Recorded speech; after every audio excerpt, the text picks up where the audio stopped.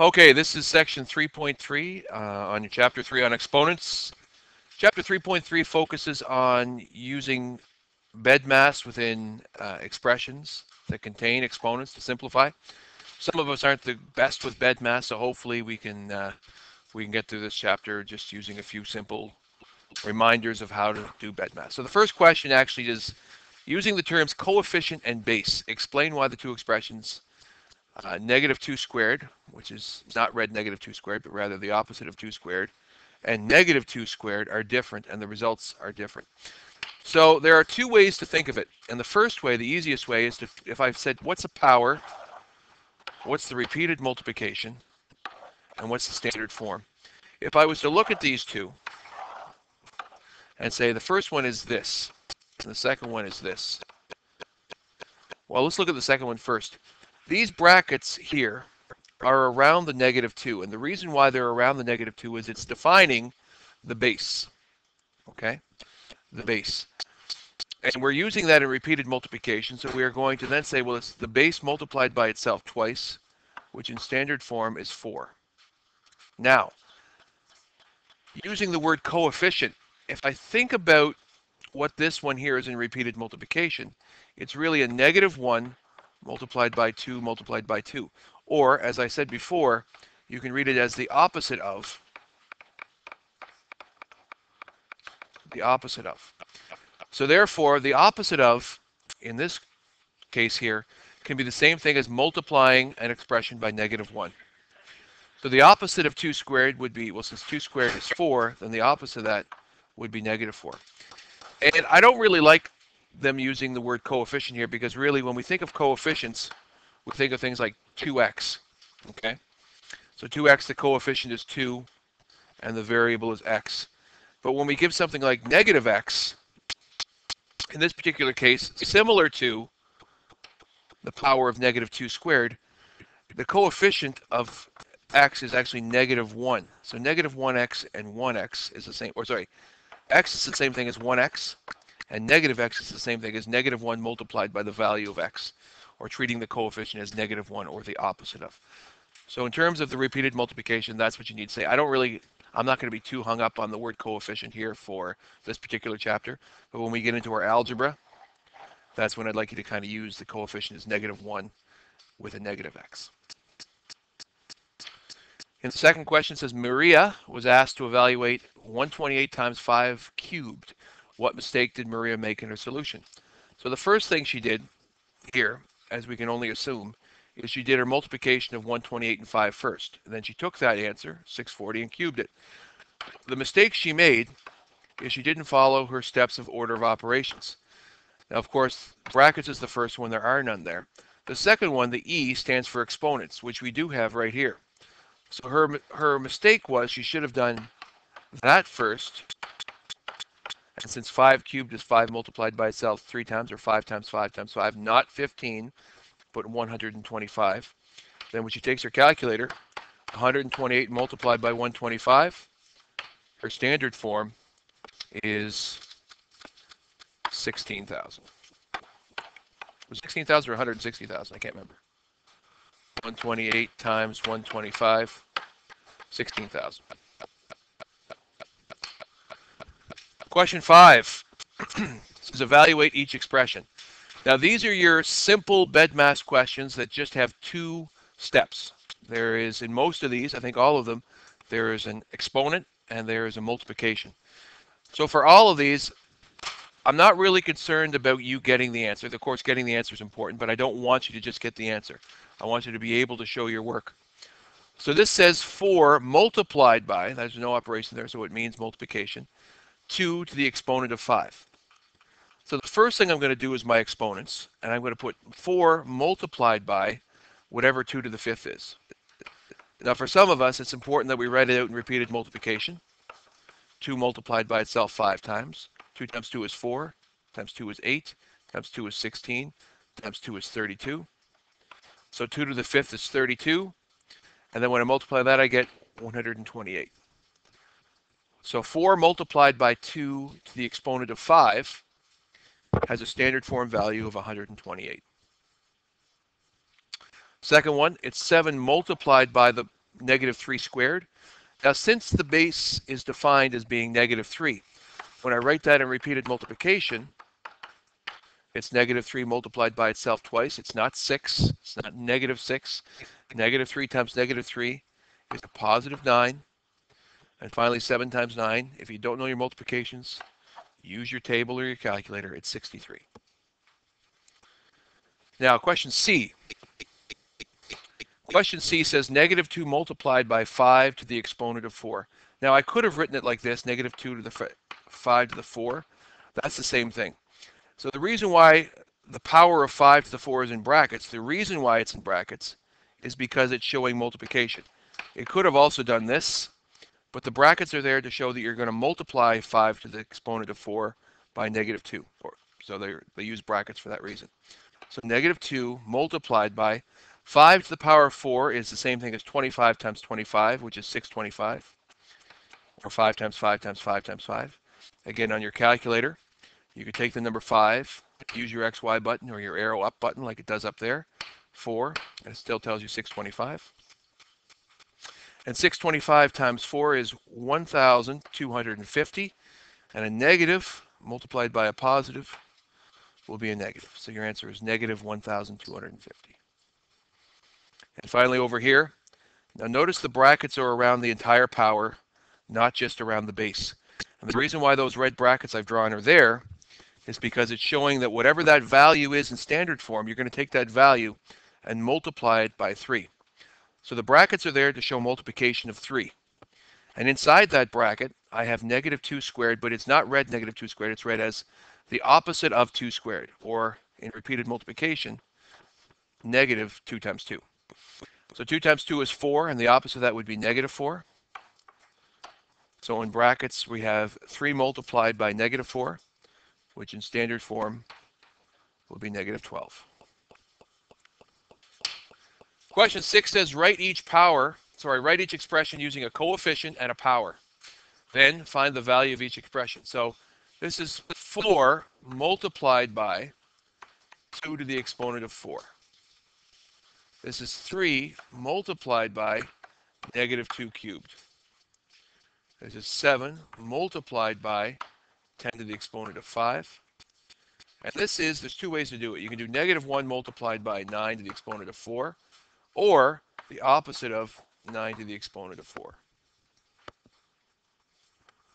Question number 7.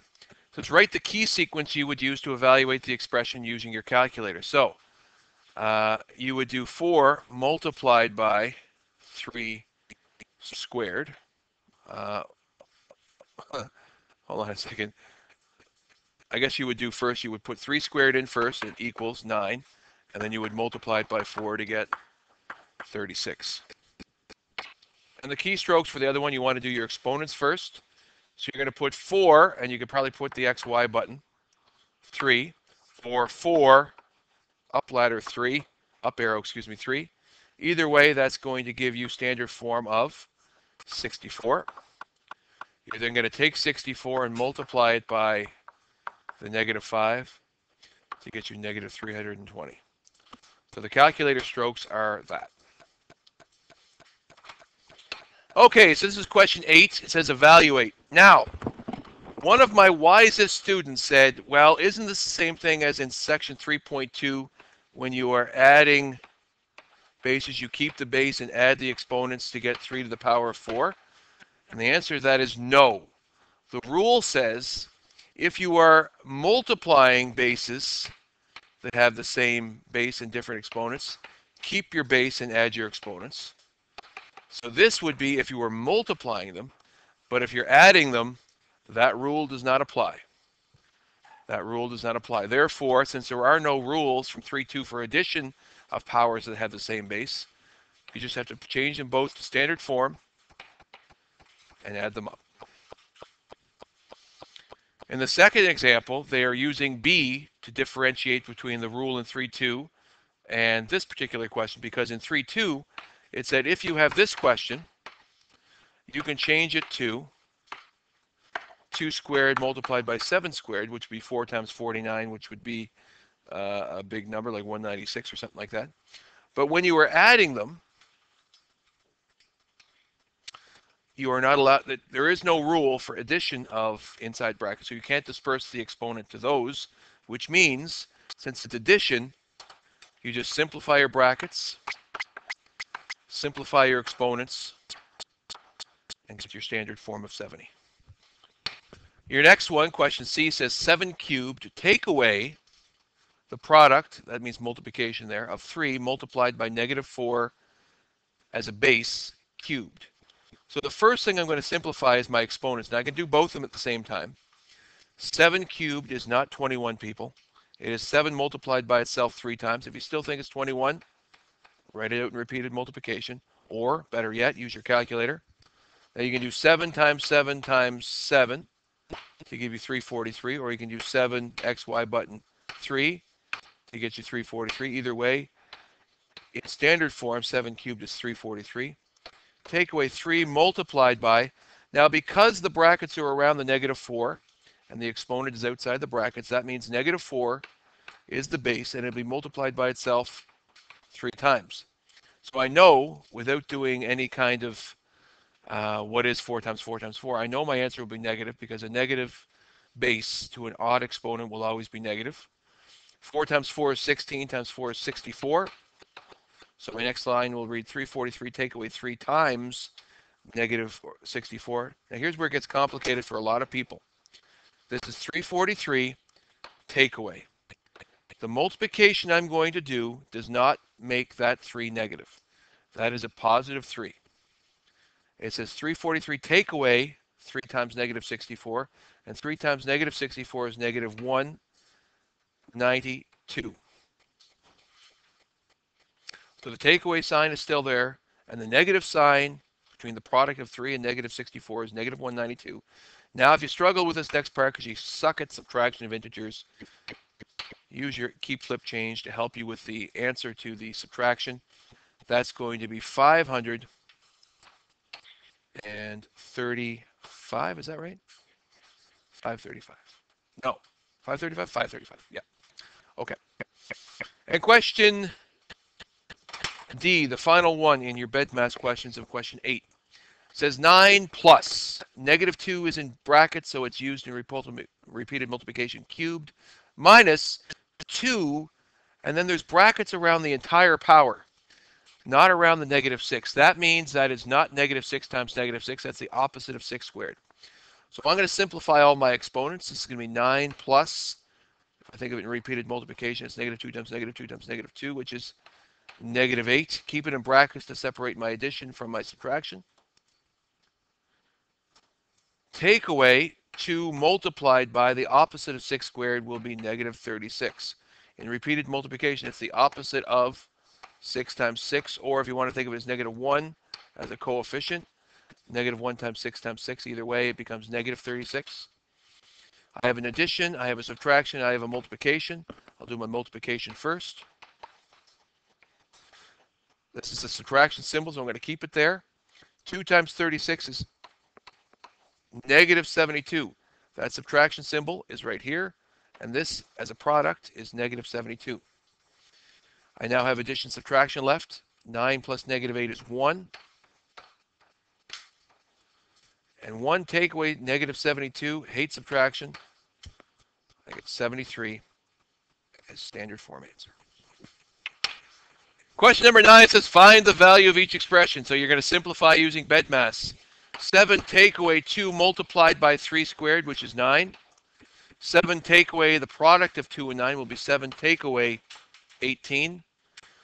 Some people have a difficult time with 7 take away 18, think it's 11, but it's not 11. It is negative 11. $7 take away $18 means you're $11 in the hole. Question B has brackets. A negative 3 take away, or negative 4 take away 3. If you have a hard time thinking what that means, change the subtraction to addition and ask yourself, was that 3 positive or negative? It was positive, which means it's now negative. Negative 4 plus negative, or take away 3 is therefore negative 7 in brackets squared plus negative 3 in brackets squared.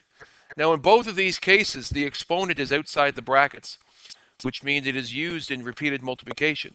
which means negative 7 times negative 7 is a positive 49. Negative 3 times negative 3 is a positive 9. And 49 plus 9 is a lovely 58. Now, a common mistake with this question is that people think they can apply the exponent of 2 to both of them. But this is not a multiplication symbol or a division symbol. And because it is not multiplication or division, you may not use a rule that doesn't exist. If that was multiplication or division, you could, but it's not, so you can't. In question C, you have a defined base of negative 2 with an exponent outside the bracket of 6, which means in repeated multiplication, it's negative 2 multiplied by negative 2 multiplied by negative 2 multiplied by negative 2 multiplied by negative 2 multiplied by negative 2, or 6 times. 2 times 2 is 4, times 2 is 8, times 2 is 16, times 2 is 30, times 2 is 64. This would be a positive 64. Check with your calculator to make sure your brain's working. 2 to the exponent of 6 is 64. Any negative base to an even exponent will be a positive answer. Divided by, and then 4 cubed will be 64 as well. Double check with your calculator. 4 times 4 times 4 is 64. So finally, 64 divided by itself, any number divided by itself is not 0. It's 1. So your standard form answer for C is 1.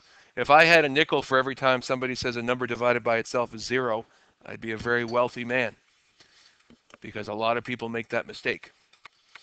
And finally, your last question, 24 take away 4 plus, in brackets, 49 take away 25.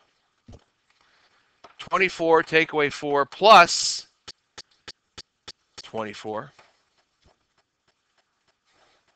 24 take away 4 is 20. And 20 plus 24 is 44. Question number 10 says, for each pair of expressions, which one has a greater value? So I'm going to evaluate this. 2 cubed is 8.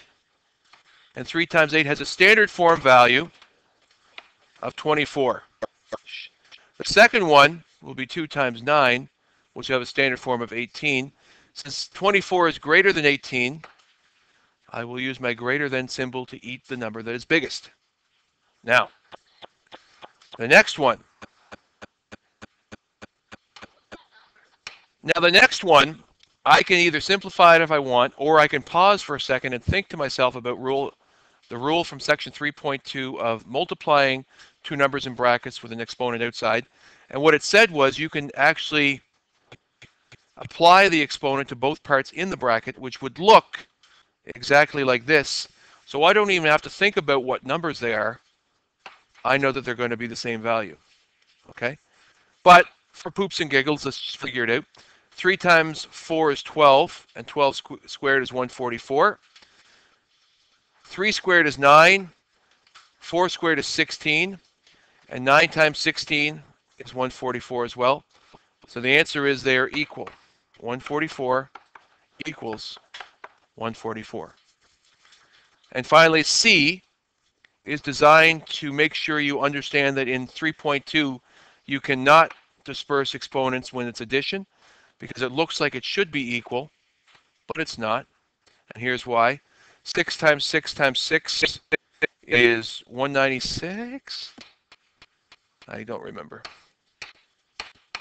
216, that's right. 216 plus 216 is 532. Oh, sorry, 432. 432. And 6 plus 6 is 12. And 12 cubed is a lot bigger than 432. 12 cubed is 1,728. So therefore, we will say that 432 is smaller than 1728, or 1728 is greater than 432. Question 11 says, find the step where Justin made an error and show the correct answer. So I'll take my highlighter. The first thing he should have done is one of two things. He could have either dispersed the, oh, what did he do?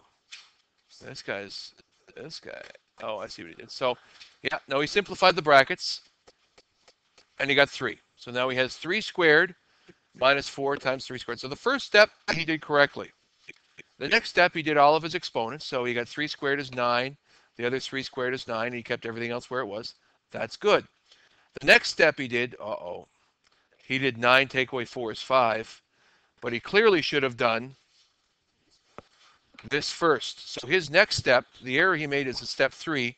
And what he should have put is 9 take away 36.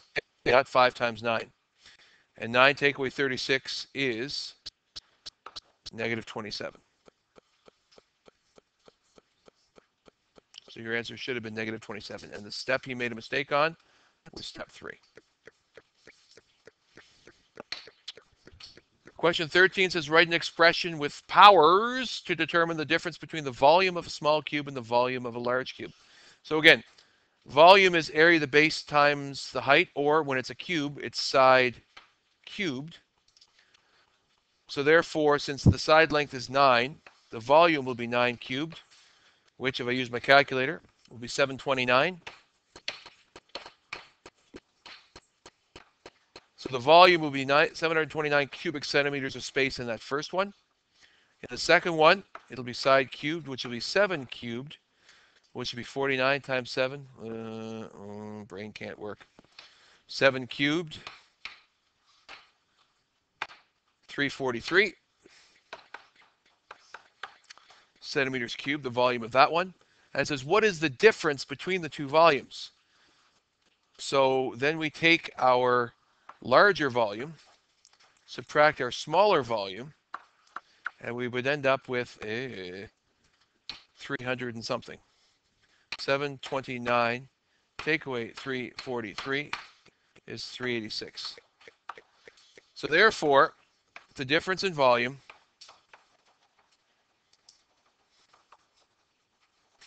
is 386 cubic centimeters of space.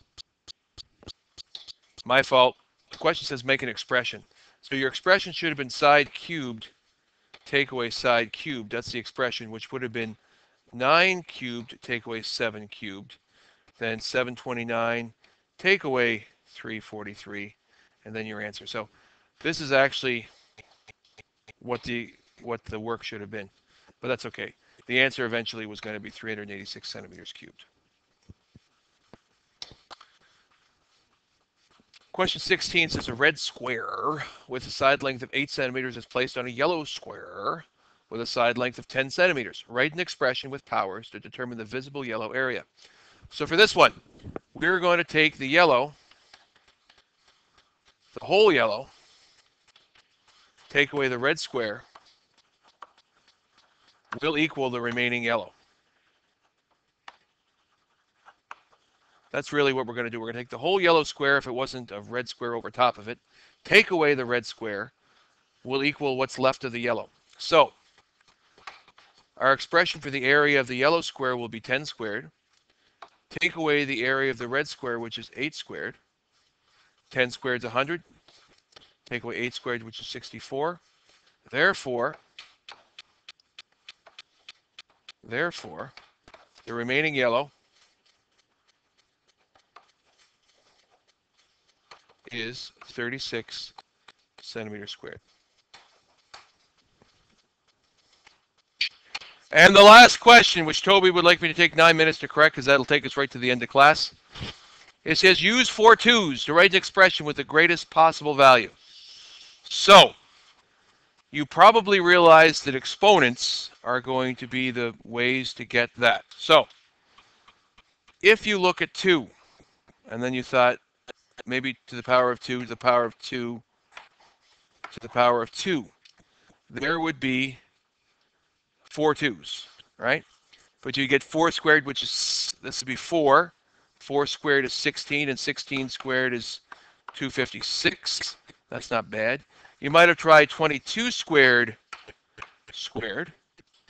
And you say, well, what's 22 squared? Well, 22 squared is 22 squared, which is 484. And then I'm going to square that.